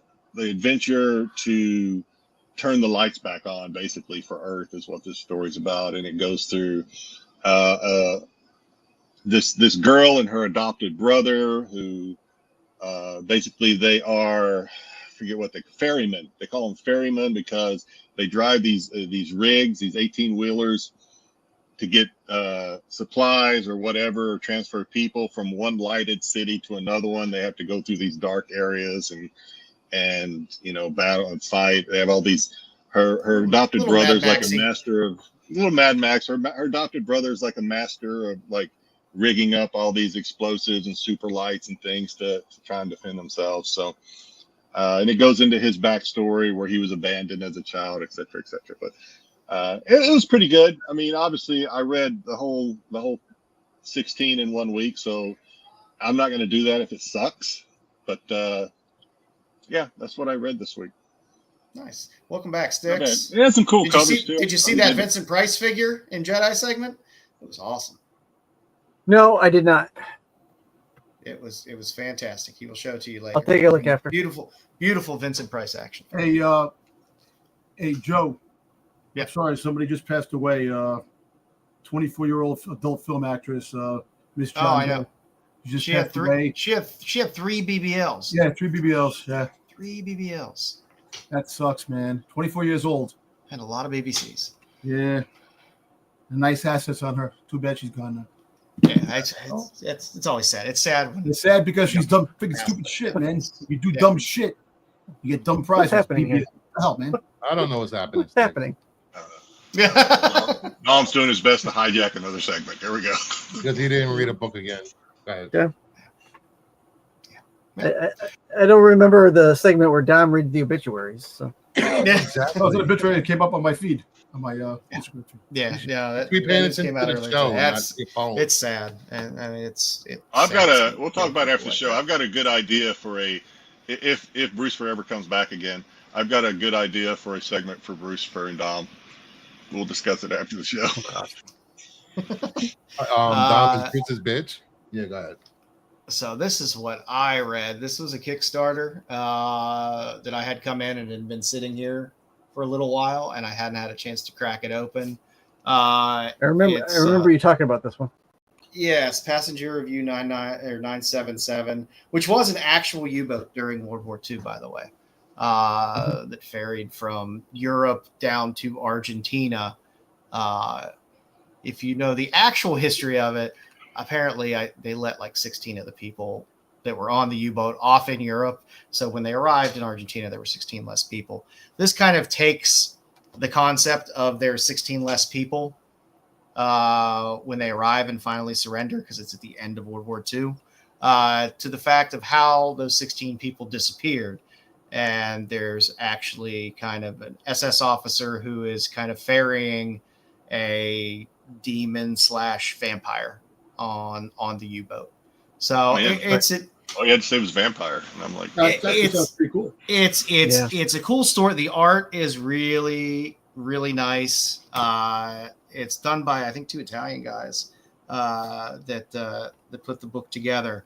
But, it's a that's on my boat. So they like I said, it's a decent story. You kind of start off at the end, and then you have, one of the survivors on the boat kind of telling the story after his surrender, walking through it all the way up to the end. It's, like I said, the art, I bought it because of the art initially, and I like when people kind of take historical things and kind of twist them a little bit into an interesting story. But it was very pleasant for a very relatively inexpensive, decent. Let's see. Show some New York. Yeah, I mean the let's let me do this. Yoink. Oh, the art's quality. It's decent art. It's all mostly painted type art. But yeah, it's good. If you like World War II type stuff and interesting stories like that kind of like to weave a little bit of history into the stories, it was a worthwhile read. I think this is being released, I think publicly as well, outside of the Kickstarter. Soon. Did he get the freaking greenlit? No, it's just a one-off. It's just a simple one-off story. And there's fantastic, good sketches in the back of some of the preliminary sketches and stuff like that. Some cool stuff. So like I said, it was a fun little read. It was something that I knew I wouldn't have to invest a ridiculous amount of time in because it's a self-contained story. And it was pretty good. Yes, nice. Sometimes Kickstarter has stuff other than tits and ass that you can get. So. Yeah, it happens. Hey, Styx, did you read anything this week? I did not have time to this week. So, when we have this segment next week, I will have something read. There we go. Yeah, Bruce, I don't have a slide up for you because you were in absentia. What did you read this week? I read Absolute Superman 10. I read Godzilla Wastelands or whatever the hell it was called. Don't waste your time on that Godzilla book. But Absolute Superman number 10, just this book keeps getting so much better. You got some is he still special? He's not special. He's powered up actually. You get a little bit more insight on his life in Krypton and his relationship with Jor-El. And then you get an introduction in this book, even though she's been in the book for a few issues. Talia al Ghul is here, and Ra's al Ghul has revealed that he wants Superman to be the son of the demon. So it's a really good read. You haven't read Absolute Superman this week? You should. I've kind of Gehenna is great, but remember, BK, with Gehenna, go back and buy those Image compilation books because that's where it was originally published. So if you want to read the whole story, you can go back and find those as well and read the whole thing in there. Yeah, definitely. And I was forced to read Daredevil Cold Day in Hell, #3. Stupid book. Stupid. I can't remember last time happened, and he's not my type. End of story. Yeah. Well, that I believe is what we got for this week. Oh, I forgot. I threw in an extra slide. I do have a Tubi recommendation this week. I like John Hawkes. He's normally appears as a kind of secondary character. Oh, yeah. He's very rare. Is he necessarily a lead character? Yeah, you might have known him as Kenny Powers' brother from Eastbound and Down, or Timothy Oliphant's partner in Deadwood. He's done a lot of stuff. The guy's a good actor. If you want just a nice, simple movie where you have a bit of a mystery, a little bit of crime, and a little bit of humor, he plays an alcoholic ex-cop who finds a dead girl by the side of the road and decides to kind of solve the crime. And that's what it follows through. It's a fun, lower budget movie, but it's still well done. It's a good character piece. It's definitely an easy watch and a fun watch. So, speaking of shows, are you guys watching or still watching Revival? Yeah. Yes. I'm probably. I don't think I've watched the latest one, but yeah, I'm still watching. Okay. Yeah, I haven't watched this week's yet, but I'm pretty much. It's a good show. I like it a lot. It is, and Resident Alien has been canceled, unfortunately. Hey Bruce, how many episodes CM Punk is in? Is he in the whole thing? Who? CM Punk. I don't know. I didn't even know. In Revival? Yeah, he's in. Yeah. He's supposed to be. He's in it. I don't know if he's in the first episode. He's one of the brothers, I guess. Yeah, he might be. I don't know because he does have a part in it. He's dead. Yeah, he's dead. He's not in the first 4 episodes. I'll tell you that. Oh, so it's kind of like Chris Jericho dying in the Terrifier. He's the. I'll be the first to admit I'm not 100% sure what CM Punk looks like, but I get you that. I'm not a wrestling fan, but hey, Mama Bear, I use the Bible to hold up my bed.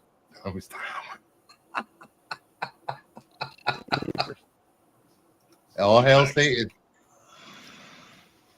So, like I said, it's a decent little movie that's free on Tubi. If you're looking to kill some time and want something free to watch, it's a good movie. And it's one of Robert Forster's last movies he made as well before that. Oh, is it? Okay. I haven't watched it. Joe, you said you hadn't watched it either unless you watched it after we chatted.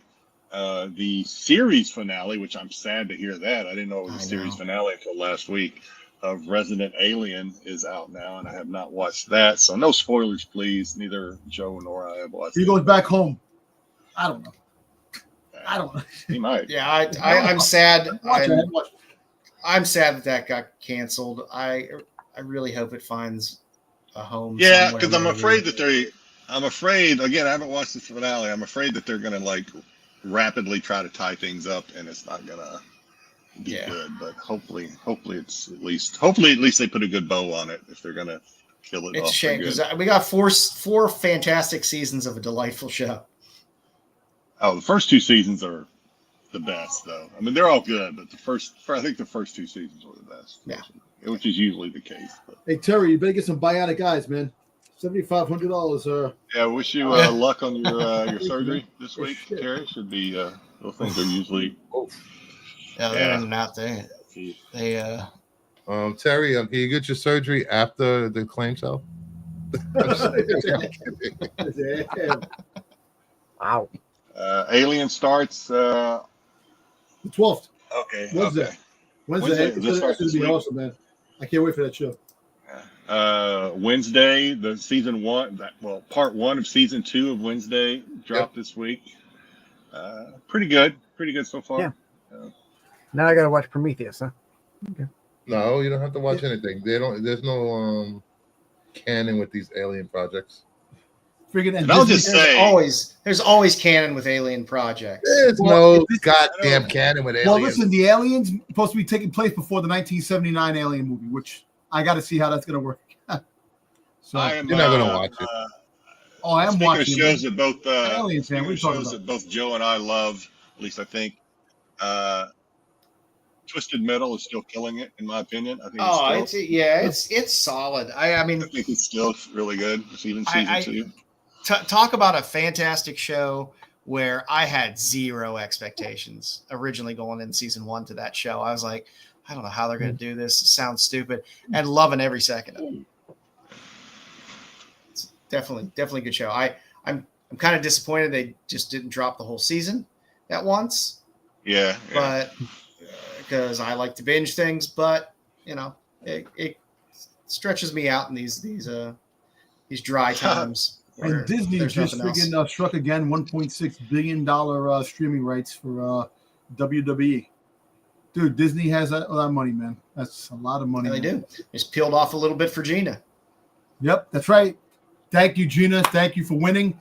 And I'm glad that you won. How much are you getting of that money, Dom? Nope. I just want to see the Well, she didn't actually win. They settled, but She didn't win. They settled. She won because That's not winning, Dom. Yes, it is winning. No, It is winning. that is winning because Disney doesn't have to do discovery. I think socially, as far as the social the public eye is concerned, it is a win. But It is a win. legally, I don't think it is. But it is a win because Disney will never hire. admit that it's a No win. one's gonna hire her again. oh, she's gonna get hired. Believe me, she'll get hired.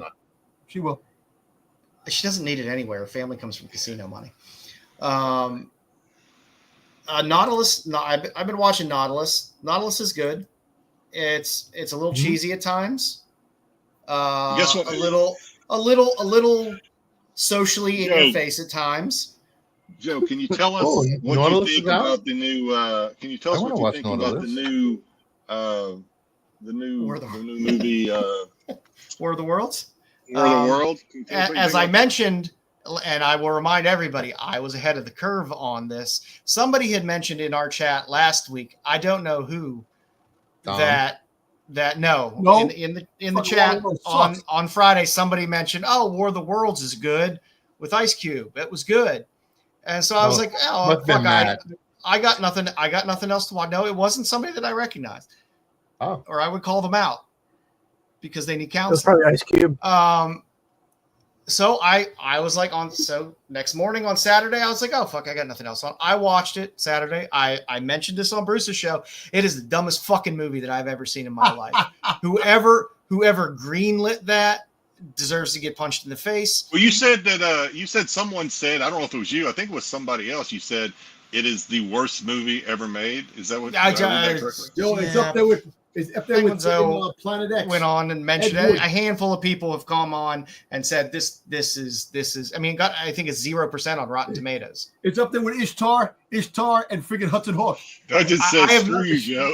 It's the best movie ever made. It was so fucking bad. I've never seen. Number one, I hate movies where action takes place and the person Don't has spoil to it. I'm say. watching it tonight, Joe. Don't spoil it for me. I- I mean, I feel like I gotta watch it now. I feel like you have watch to, and I don't want to spoil. It was so bad. Number one, it was a large commercial for tech companies. But on top of that, it was the worst acting on top of the worst story. it. It was horrible. I was dumbfounded. I got a half hour into it, and I was like, "This is the dumbest shit I've ever seen." I was like, "Maybe they're going to turn it around." I don't like turning off movies. I like to complete what I start. So I'm watching it, and it just got worse. It just got goddamn worse. It was awful. Except I suggested anyone who decides to want to watch it, you're probably better off watching it if you get a concussion first, because then it'll probably be on the intellectual level of which one can Watch enjoy it. watch one of my old watch some of my old trivia. That'll give you a concussion. It was bad, and I'm just anxiously waiting for Jedi to watch it. Well, listen, And Pete, because I'll watch it too. Pete's intrigued as well. it can't be. I worse thought than I was overreacting. initially. I was It like, can't be worse I was than my like, movie On the Edge. Go to YouTube. I don't know. I would take an hour and a half of Vinny the Rod over watching. Watch the That's movie some I bad did. acting. Yo, watch the movie I did On the Edge, and you're gonna see it. That's the worst movie ever made. Watch that shit on YouTube. Dungeon is not given an inch, Joe. He said it was I'm sorry. amazing. It's one of those. The lead character is supposed to be super smart, but then he plays dumb constantly for the audience, so someone else can explain things that are completely obvious to the audience already for no reason. That sounds like YouTube. It is painfully awful. All right. I don't know. Does anybody in the audience know? What? I'm too busy laughing at Dungeon's just like, Stop nope, it. I'm not Stop giving it. up on this. There's no this- way I to will keep you say on the this- edge. Stop bashing the audience, Joe. I'm Please, like I move said, on already. I refuse to, like I said, I am normally a person who is like, hey, you like what you like, and that's great. As long as you enjoy it, that's fine. This movie for me, this is almost, like I said, this is almost like a deal breaker. Like if I was single and met a girl and she's like, I love World of Worlds, I'm like, deal breaker. Hey Joe, would you rather chew glass? I think I might rather stroke with glass than watch that movie ever again. Kevin, Kingdom of Nerds does not hold the same views as Joe. Then Kingdom of Nerds doesn't like movies or plot or He doesn't. anything good. I don't. I watch Marvel movies all the time. DC movies as well, man. Marvel movies all the time. There's a story in the. Hey, that's not funny. You laugh, you crack yourself up. You think more than cracking yourself up. It made Marvel movies look like high cinema. It's cinema, baby. We like get I it, said, Joe. I will tell you, Joe. you all watch it for yourselves. I am. I'm going to watch it tonight, I think. Somebody prove me wrong, please. Kevin in the chat just proved you wrong. He loved it. He didn't prove me wrong. He said he liked the movie. Doesn't mean I was proven wrong. But he liked it. So that's one person proving you wrong. I'm glad you liked it. I'm happy that people find things entertaining. I don't know how somebody could find that thing entertaining. I'm guessing that's just satire. I'm guessing it's just satire in the chat. Poor Ice Cube. He's like, how did I get myself in this? Yeah, that had to have been such a paycheck movie. Jedi, you're going to be watching. You're going to be yelling. I was yelling at the TV. You were yelling. I was yelling at the TV because I couldn't believe how dumb it was. Joe, if it's worse than the Marvels, then I may not be able to sit through it, but we'll see. Because I asked Joe, I said, is it worse than the Marvels? He said, yes. I said, does it have singing in it? Didn't X vs. Ever at least have Lucy Liu to look at? It for yourself. It hurt. It hurt here where I feel the part of my watch body where the movie I feel, for yourself. Joe's just run through right now. He's been ranting 10 minutes about this goddamn movie. Because it deserves a rant. It deserves. Christopher, I'm sorry, but after what you said about Fantastic Four, you got no legs to stand on as far as. What are you talking about? I told you, Fantastic Four is a good movie. It's not a Fantastic Four movie. You called it Fantastic It's boring. It's Fantastic Four. It really is. It was not. Well, if you like boring, it's a fantastic movie for you to watch. The third act was the least action-packed Marvel movie I have ever seen. Let's walk across the island. It's a change of pace. I'm tired of these Marvel heroes fighting the same henchmen every fucking movie. Give me something that I need to think about. Give me Reed having to figure out how to beat at somebody instead of just letting Superman go in there and beat the snot out. Like I said on my show, younger general audience will respond to this as like watching their parents balance a checkbook. No, they're not going to go back and see it, and that's being proven with what's going on now with the box office. No one's going back to see it. That's because there's other movies like Weapons. Weapons drops this weekend. That's going to be number one, right? Doesn't that drop this weekend? Horror flick with kids. I think Weapons is going to be number one. I think this weekend. It does look good. And Yeah, like I said, I'm sorry. TV show War of the Worlds broke me. Very few movies break me. All right. In terms of watching bad movies, it broke me. I'm sorry. That's the end of Let's my. wrap it up. Let's wrap it up. We're almost at 2 hours. Let's wrap. All right. Enjoy us on Renovision. Watch Bruce over at Kingdom of Nerds. Oh, tomorrow, the claim sale. Yeah, we got that up on our next slide as well. Watch Styx on Tuesdays for Doctor Who Rewind, where we watch older Doctor Who episodes live and comment on them. I should make it this week, actually.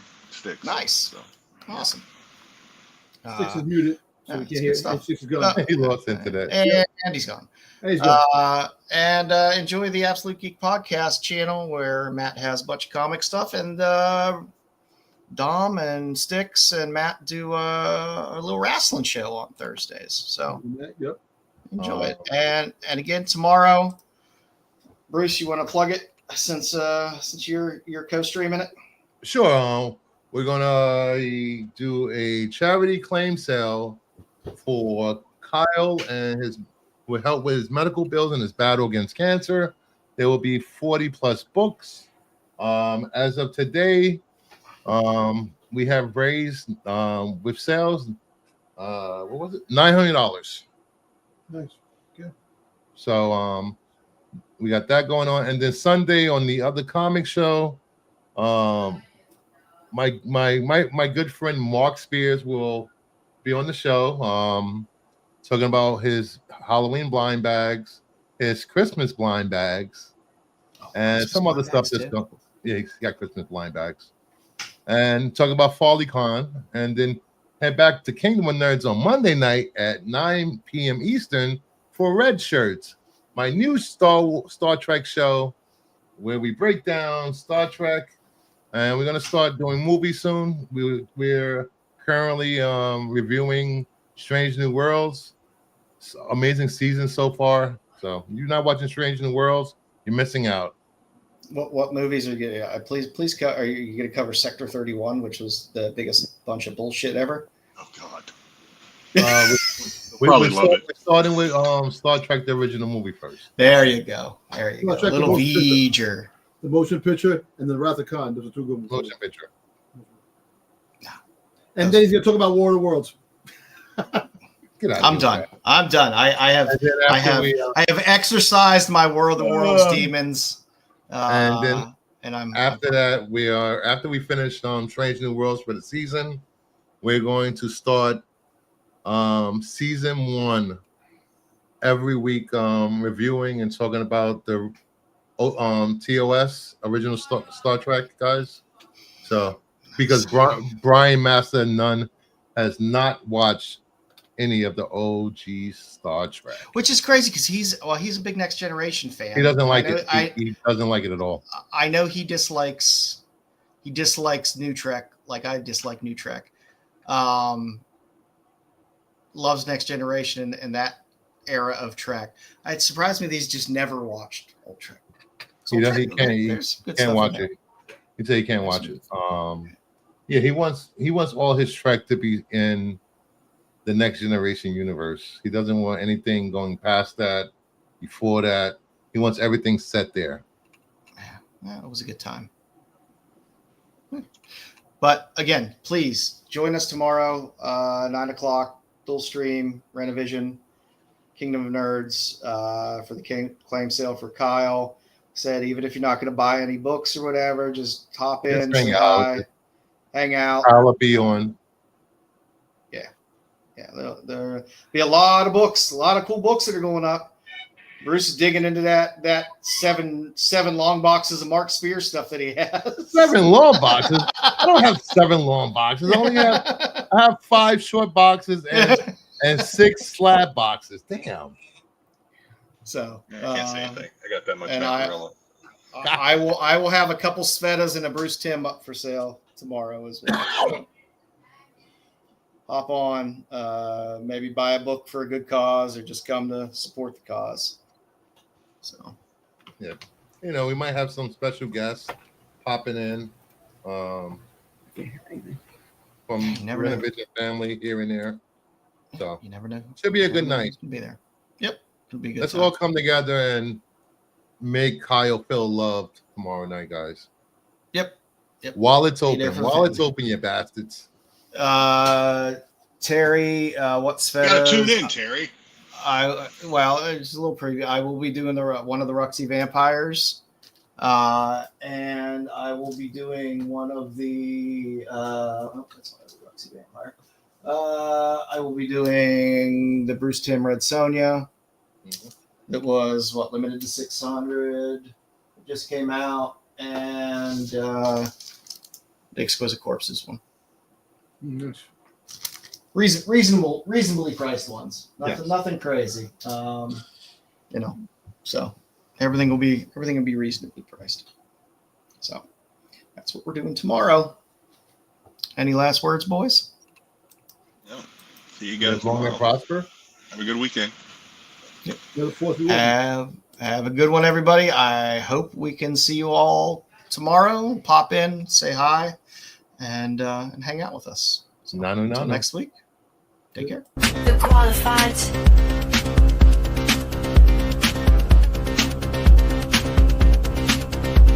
The qualified.